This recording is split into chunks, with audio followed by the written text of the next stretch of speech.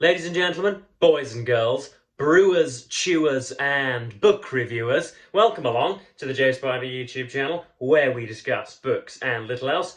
And I'm going to have to inform you before time, folks, to ensure that you've got your helmets strapped securely to your head, that you've got your elbow patches fastened around here, that you've got all of your bulletproof vests safely fixed onto your midriff, because we are jumping on bandwagons like never before, folks. As I'm sure you can tell from the title today, we are looking at one-star reviews of books that I love. Now, usually when a content creator slash presenter slash YouTuber regurgitates these online tropes, that can be indicative of somebody suffering from a paucity of ideas. That may well be the case. Let us leave that for the biographers, shall we? But it is nonetheless very, very entertaining indeed. I've got some of my favourites that I have shared with you on this channel in the past, and I have simply gone onto Goodreads, clicked onto the one-star reviews, and for those that have deigned to bless that site with some of their more spiteful and vituperative paragraphs, I've copy and pasted them and intend to read them out for our own mutual delectation here. I haven't put any of their names on there. I haven't got any account details. But hopefully with the wonders of modern technology, you can, again, have some of these paragraphs on the screen as I read them out for you. There is a conceit about all of these. That it's obviously because I am usually looking at works of canonical literature. There is a strong need, seemingly from some of these horrid Goodreads reviews, to dethrone somebody of canonical repute.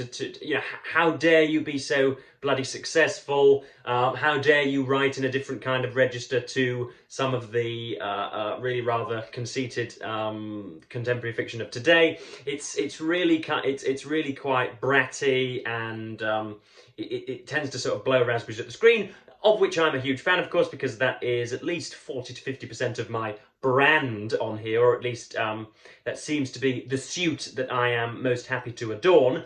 So yeah, let us get into it and see just how bratty some of this is. It's jolly good. Anyway, we're going to start off with The Warden, which is the first in Anthony Trollop's Barsetshire series. For way back when, in October, for Victober, I did a full, I think, 20 or 25 minute review of the thing. I'm continually enamoured with it, and it's something that you can read inside of 24 hours if you are so minded.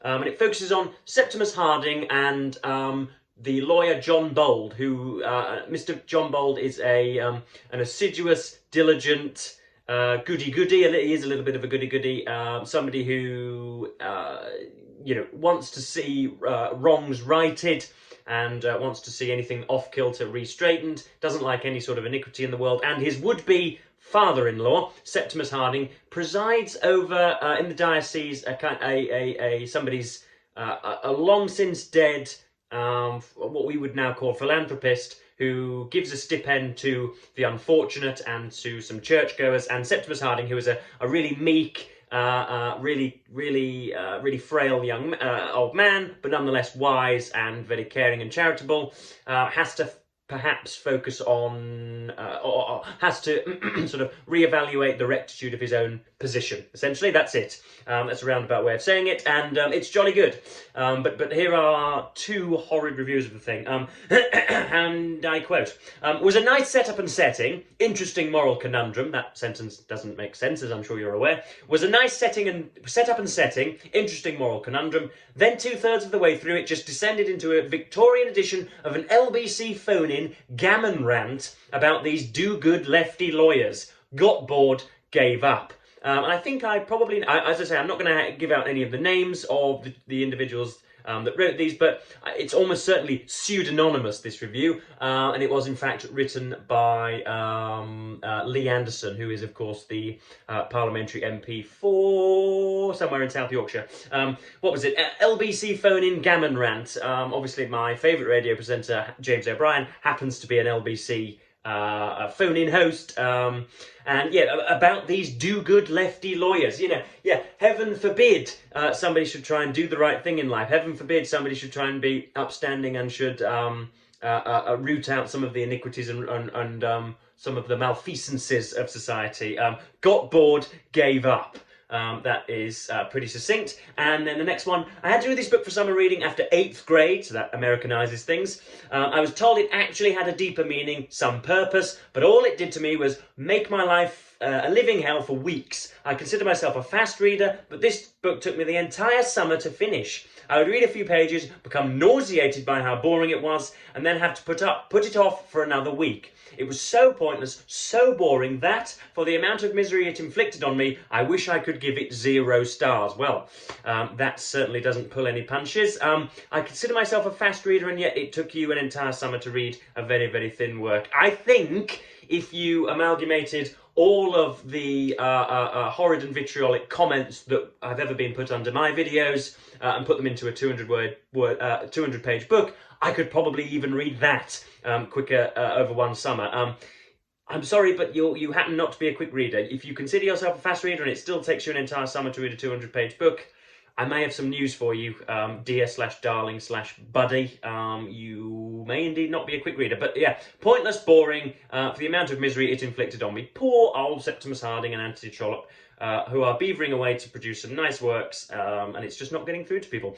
Next up we have Middlemarch, obviously another Victorian novel written by George Eliot. I needn't delve into the minutiae of this, but it is a kind of panoptical look at kind of clerical and pseudo-aristocratic middle classes of the period, and about their about ignominy and about a kind of salvation and about manipulation and about past grievances coming home to roost, and it's all couched in the most gorgeous, admittedly ornamental and sometimes self-referential prose. One of these reviews mentions the fact that every single chapter is prefaced with some kind of epithet or you know, just some kind of apothegm, some kind of worldly summary that's supposed to govern all. But it is joyful. It is challenging. It is, of course, long. It is. It can be intimidating to the uninitiated or whatever. I'm not trying to be a snob here, but here we are. I've got 2 reviews, one a lengthy one, the other not so much. Pretentious, overly verbose, lacking in any kind of interesting style, and just boring. There was a quotation, Greek or Roman mythology or biblical allusion or pop culture reference of the time in every paragraph. I'm not kidding. Also totally derivative, Dickensian in plotting, deus ex machina galore, but without his momentum, imitative in structure and attempting the class analysis of War and Peace, but nowhere near achieving the latter's historical depth of analysis, trying for Jane Austen's social commentary, but without her sense of humour or subtlety. The narrator blatantly and arrogantly tells the reader what to think, sometimes unaware of psychological or even logical inconsistencies into which she's forcing her characters for the sake of moralising. Definitely suffering from the typical pitfalls of the serialised form in which it was originally written. Now that is Spivanian in its depth and stamina and endurance, is it not, folks? So we've got, deus ex machina galore, that's not so bad. Comparing it to War and Peace, that's a fool's errand in my opinion. And the pitfalls of the serialised form in which it was originally written. So it's apparently inferior to the works of Dickens and Austen, and ought never to be revisited or whatever. And then the second one, I feel like I earned a combat medal to have made it through this slog of a book. Now, it is, of course, long, and it's going to ask an awful lot of you. You have to come to terms with the fact that the Victorians didn't have, TikTok, and they didn't have, series wherein Vin Diesel, takes his monster truck and rides over 7 different cars and then shoots Hitler in the face, and then Gandhi comes and rescues everybody, and then, Kim Kardashian does a striptease at the end, okay? They didn't have entertainment that was just pushing your buttons constantly and making you a kind of skittish squirrel that always needs half a dozen nuts in front of them in order to find themselves satisfied by a piece of art. Middlemarch was written when you had very little else to do other than to read or to sew, really, or to go and hunt foxes. So we have to bring that in mind. I don't really know why I'm earnestly criticising some of these critiques, because they are in and of themselves ludicrous. Of course, you can have your own subjective opinion about a book, but then as long as we don't stray into objective value judgments as a result, then that's thumbs up from Joseph. Next up, we have Martin Amis's Money, a different book from the two mentioned previously. So this was released in the 1980s by Martin Amis, and it is a kind of, goodness me, a conglomeration of carnality, if you will. John Self, who is a screenwriter, goes to and from, between New York and London, and fritters money, and is a kind of debauchee and a sensualist, and has no moral compasses whatsoever, and is just a kind of he is the apotheosis of the consumerism that Amis was trying to debunk or criticize, I suppose. And these two reviews do try and approach that, actually, and they're not as laughable as some of the others. So this is, a massively, shamefully overrated book. It is described as a satire, but it is hard to avoid concluding that it is an egotistical, who includes themselves as a character, an autobiographical that strips it of any veneer of supposed irony. The glamour of sin remains deeply attractive to the author to the end, while its story arc towards a supposed newfound redemption of morality is unconvincing and cynical. I found it an unpleasant visit into the perverted mind of the author, and I couldn't wait to leave. Now, on a bad day, if I'm feeling particularly harsh of Amis's fiction, I will side with this reviewer. Martin Amis himself appears in the book, and that can seem quite, as the reviewer points out, egotistical. I've noticed these Goodreads book reviews go one of two ways.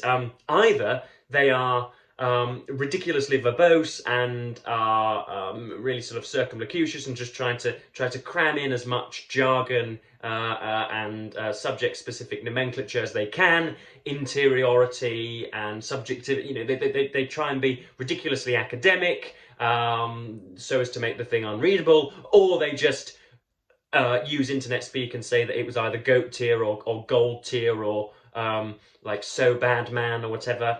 They usually fall into one of two camps. And then this is the second one. I was once unfortunate, this is really rather personal, and since Amis isn't around to defend himself, I had a few scruples about including this, but I've gone for it. I was once unfortunate enough to meet Martin Amis when I was working in Waitrose one time. He muttered some racial slur under his breath because the till had got jammed and I couldn't get him his change on time. So at least this satire and greed is based on his own foibles. It deserves at least 1 star. 1 star for Martin Amis, the horrible, greedy, racist bugger. Now, Amis was indeed accused of racism on a few occasions, usually not directed towards, well, it depends the race, of course, of the person that has written it, but it was usually to Eastern people, to those from the Middle East, followers of Islam, rather than African Americans or blacks. So that's an interesting thing to see. I happen not to believe that, but there we are. That probably makes me a horrid individual, doesn't it? Next up, we've got Shakespeare's Macbeth. A wonderful, spellbinding, whimsical and obviously poetical depiction of the way in which our own desires can gallop away from us, and how we can be easily led by the nose, and how 'tis safer to be that which we destroy than by destruction dwell in doubtful joy. Look at me being able to reel off the quotes. It's really, really good. It's really, really necessary. And some of the reviews on there were just what's my favourite phrase? At variance with reality. First one, I hate Shakespeare. He's not a genius. Stop praising him, people. That is irreverent to say the least, and usually symptomatic of somebody who has never read a single word of what he's doing. There is on Goodreads in these these hypercritical reviews and within the wider critical world at large, or at least in popular modern sentiment, a kind of unwillingness to countenance human difference. How dare you not write in the Register of 2024? How dare you not use the word literally and like and every 15 seconds? How dare you try and be a little bit aggrandizing? How dare you be quite sort of ornamental and elaborate? How dare you curlicue your work? How dare you put effort into some of the inherent beauty of your speech? So that's quite unfortunate. But anyway, this is the next one. Macbeth was a dumb book. Only psycho people would like it, because all it is a plot to go and kill people so that Macbeth can become a king. That's not a bad summation, actually. I feel like Lady Macbeth was a really ugly chick. Bummer. I'm not sure why I think that, but I do. I really hate how the book is written in Old English. It's not actually written in Old English, I don't think. It pisses me off. Macbeth and Lady Macbeth are really stupid people because they had a guilty conscience about killing all of those innocent people. The ideas that they came up with to kill off all of those people were terrible. My little brother could have come up with better ideas. I also don't see what is so important about being a king, especially since they already live in a castle.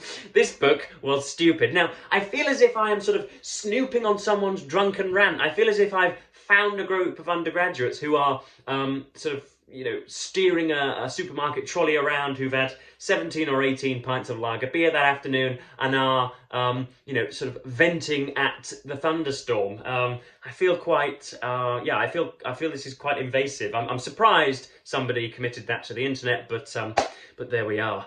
Next up we have Eichmann in Jerusalem, which is an opportune moment for me to remind you guys that we are, of course, doing a read-along of Hannah Arendt's book, Eichmann in Jerusalem, very, very soon indeed.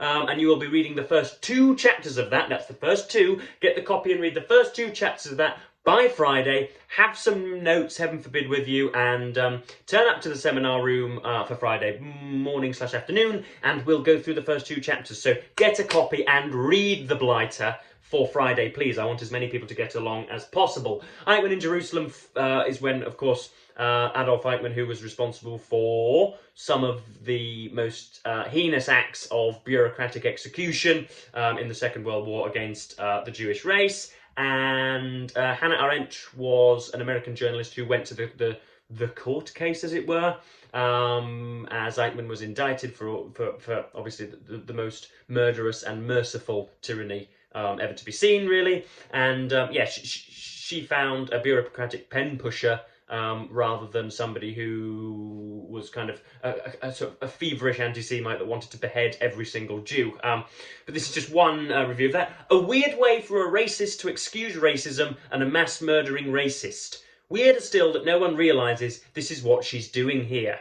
That cannot come from a critical reader at all. Weird that presumably he is saying that Hannah Arendt is siding with Eichmann as a ruthless card-carrying anti-Semite when she was of Jewish descent, which is a bizarre moment of self-flagellation, to say the least. So I think that poor gentleman/lady is misled. Anyway, next up we have Pride and Prejudice, Jane Austen. I don't really need to go on to every single Regency romance that you now read, or every single boy meets girl, slightly sort of austere and aloof gentleman meets inexperienced young woman. Then that is Jane Austen indeed invented that trope, yeah, and so she has to be credited with that. She absolutely has to be credited with that. And that is the premise of Pride and Prejudice, and that is indeed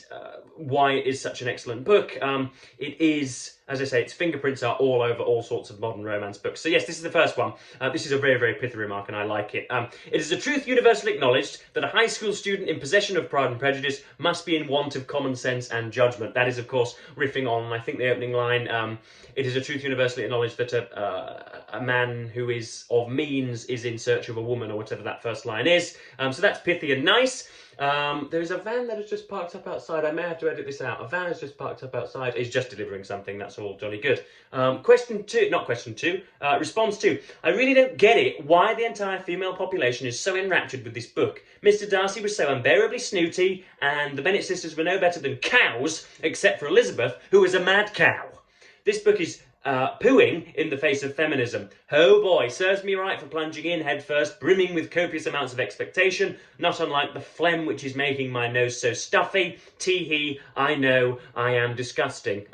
Well, I do like to share some of my personal difficulties on this channel, but admitting to having legions of phlegm in one's nose isn't one of them. So a curious bit of candour there. And the final one is on Brave New World, Aldous Huxley's. When will this have been written? Was it post-war? Was it 1950, 1960? No, it can't have been. Was it 1930? I have no clue, and I'm making myself look even more ridiculous by continually speculating. But it is a masterful display of prescience. It is more significant in 1984 in that it is a better predictor for the world in which we find ourselves today. Unless, of course, you live in North Korea, you won't be listening to this video, or increasingly the United States of America, or South Africa, or China, or Russia. Espousal of views which are contrary to the government usually doesn't end with with a bullet being put into your brain, which is what Mr. Orwell predicted would become of every single society. Whereas Brave New World talks about a kind of a sly and faceless technological shift, which meant that people's dopaminergic systems were so altered that they were kind of, as it were, drawn away from tyranny and were just beaten to death with pleasure and hedonism. Not a bad sentiment. I believe it also foresaw in vitro fertilization. I'm not sure quite how. I'm not. Is it gynecology that would fall under? I'm not too down with the gynecological evidence on whether IVF was thought of before Huxley wrote it, but I know that he is said to be somebody that first put forward the idea, and it has obviously now sprung into being. But this is the one review. After attempting to read this for far too long, I have to say that I am massively underwhelmed. As a warning of a possible future, it falls far short of 1984 and leaves me wondering how anyone would allow such a society even to come about. Heaven forbid people are led by the nose into short-term gratification rather than looking at more significant things. Heaven forbid, imagine that weird society in which our attention spans have been completely commercialized and commodified. Imagine being patted on the head with pleasure rather than a boot being ground into your face. Yeah, God, what a weird and nebulous society. Wouldn't it be awful to live in such a world where short-term gratification is prized above anything else? Yeah, wouldn't that be bad? That would be tyrannical. I don't know how anyone would do it. So again, just a poor appraisal of the book, but it was chastening, if that's the correct phrase, to read some of these. I should like to do it again sometime. I should actually like to read some excellent reviews of books that I hate. That would probably be a better way of doing it. That might be a little bit more cathartic, I think. But hopefully I haven't droned on for too long, folks. Hopefully you enjoyed this. Please do get yourselves a copy of Eichmann in Jerusalem. Get the first 2 chapters read. It is a reading journey like no other. I know that that's a kind of sort of congratulatory tidbit used by most reviewers, but it is nonetheless true in this case. So please get yourselves a copy. Let's do the read along. I'm going to stop chuntering and I'm going to go and watch the snooker, of all things. How quintessentially British. I'm going to thank you ever so much for watching BookTube and say goodbye.